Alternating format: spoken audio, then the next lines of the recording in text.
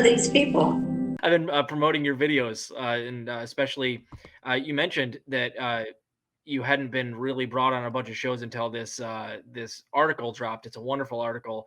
I don't know if you saw the numbers on that Franco episode, but that's like one of his most popular videos of all time, or one of the top ones. It got like 1.7, 1.8 thousand views already. So, dude, people want to hear about as far as your TMZ point. A lot of people will paint us as TMZ. There's a difference between going out there and like doing a video making fun of Kyle Kalinske and Crystal Ball because they just started dating, and like you could argue that like Kyle Kalinski's like a home wrecker. No, that's personal TMZ shit. None of us are doing that shit. When you go out and expose funding of these networks who are supposedly indie networks, and that includes billionaire funding and CIA cutouts that fund basically propaganda as their function, that's not TMZ shit. That's going after a corporate media apparatus that we need to dismantle, and it should be well known exactly how these people are being funded.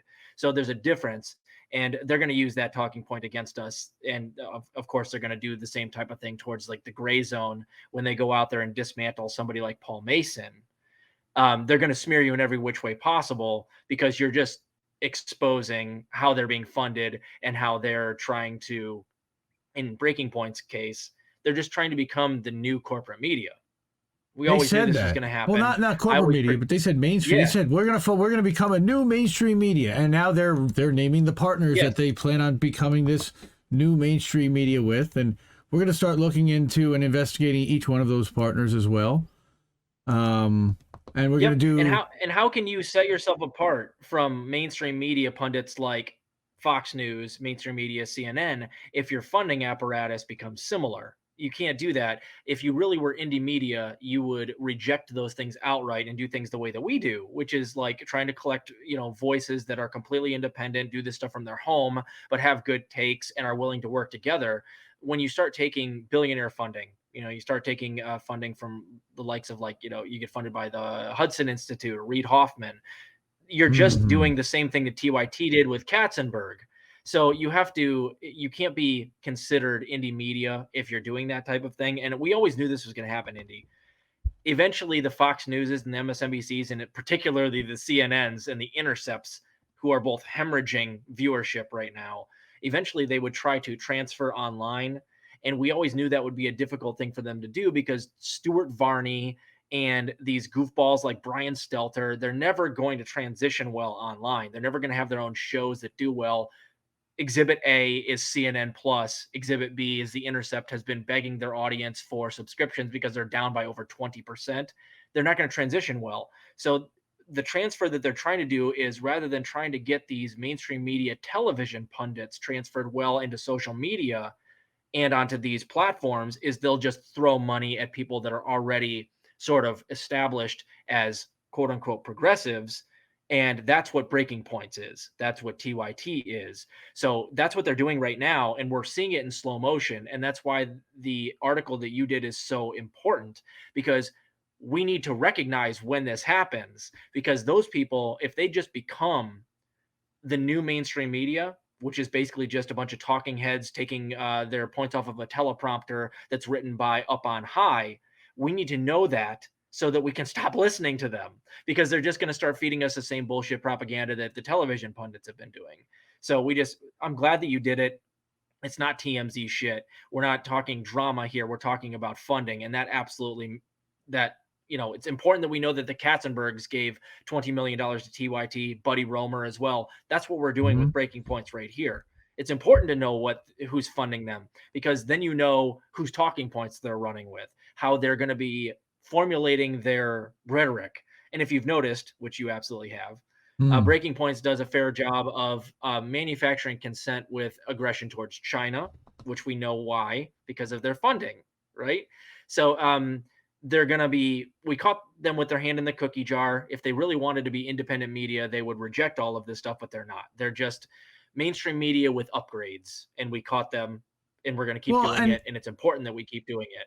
And here's the funny part. They announced, and we're going to get into this in our next piece, and shout out to this guy, Brad Stewart, who came up with another expose on their funding and how how their funding is working. But Sagar claimed that they had 40,000 subscribers. He was breaking down that if you look at their webpage, $10 per month or $100 per year, that or there's a $1,500 lifetime subscription. There are over 700 lifetime subscriptions, which equates out to over $1 million in itself. So they've already received $1 million from lifetime subscriptions over the year that they've been around, which is a lot more than any other independent content creator we know. I mean, I certainly wouldn't be asking my audience for money still like that if I've got, the desk. I guess for having a subscription fee, maybe drop that fee to add a tier to have it for people who can't earn. There's also if you don't want to subscribe and you just want to donate, you can leave money for them here. I thought that was kind of tasteful.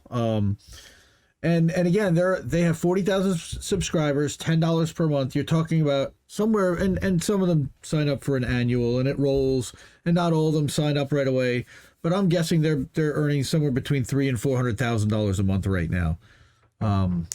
And I don't know how much they're paying a staff. I mean, you can pay a pretty good staff making $3.5 million. I'm guessing. And you can see the quality, the background, the sets, the $10,000 desk, and they certainly look great. The wardrobes look good. I don't know how much they're putting into the people who work there, but go ahead, Rob. Yeah, that they're trying to become like mainstream media 2.0. They dress, in button-ups. They're just trying to make it a little bit more, palatable for progressives and the populist, poor people of this country. But that's what they're trying to do with that stuff. But I don't think people are picking up what they're laying down. I don't think so. I'm okay with them making a decent amount of money if they do all subscriptions. I don't have a problem with that. It's the billionaire donors and the shady CIA cutouts donating money to these types of, or helping people get their starts, for instance, like, what was it? The Institute for the Study of War is where Sagar got his start. So a lot of these people are being sort of astroturfed by billionaires. That is something I can't deal with. But if you're talking about somebody like Russell Brand or Jimmy Dore or even Joe Rogan making a decent amount of money because they create a show that lives off of subscriptions, I'm not against that. That in fact is the way that I think people should do things, because it keeps you answering to the people that fund you, which are the people, rather than answering to the big dogs that hand you $20 million. Crystal has never been independent before now. She has been funded by corporate media and billionaires pretty much her whole professional career when it comes to broadcasting, because she went from MSNBC to The Hill and then funding Breaking Points. The people that basically gave her the amount of income or whatever, the support. I don't know if they went for a business loan. I have no idea how they secured their funding to start. I'm not going to speculate. That's their private business. But she's never really, again, been very far apart from a wealthy source of funding and benefactors. And that means that she's either saying something that they like or she's directly doing their bidding, one or the other. But the fact that what she's saying is aligned with the billionaires' interests and wishes, that they keep bringing her on and hiring her, that's where our concern is. And it's not that we're telling people, again, to abandon this content. We're not. We're telling people to take it with a grain of salt and to understand when you're watching it. And look, some people say just cut off your Breaking Points. Certainly the Hankel video that Joe made that is trying to make that point. I say, if you want to watch it, I'm not saying don't watch it at all. I certainly appreciate them a little bit more over MSNBC, even though they have a lot of the same kind of alignment in some way, shape, or form when it comes to foreign policy, certainly. And it's just what my concern is that they're sucking up the space of quote unquote independent media. And like you said, what bothers me is when they sell themselves as independent when we all know that they're anything but.